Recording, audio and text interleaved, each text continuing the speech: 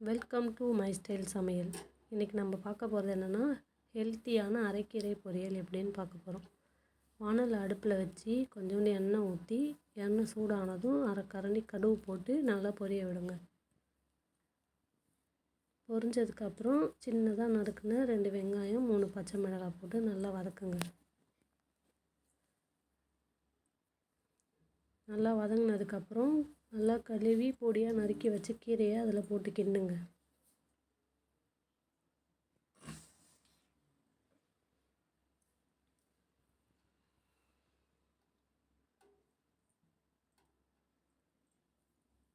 நல்லா கிண்டிட்டு உங்களுக்கு தேவையான அளவு உப்பு போட்டுக்கோங்க.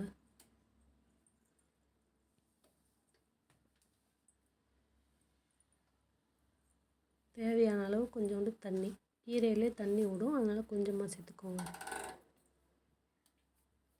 இது மாதிரி செஞ்சு கொடுத்தா கீரை சாப்பிடாதவங்களும் கீரையை விரும்பி சாப்பிடுவாங்க, குழந்தைங்களும் நல்லா சாப்பிடுவாங்க.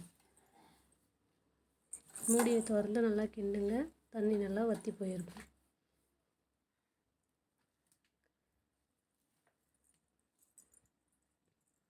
வற்றினதுக்கப்புறம் 2 முட்டையை அதில் உடச்சி ஊற்றுங்க.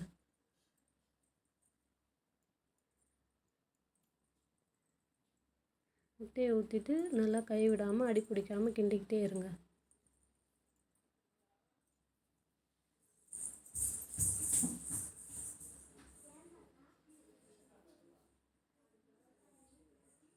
நல்லா கிண்டிக்கிட்டே இருங்க. கிண்டிகிட்டே இருந்தீங்கன்னா கீரை ரெடி ஆகிடும்.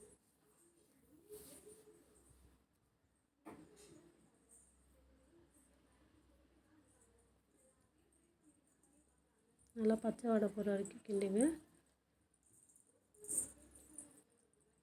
கீரை ரெடி ஆகிடுச்சு.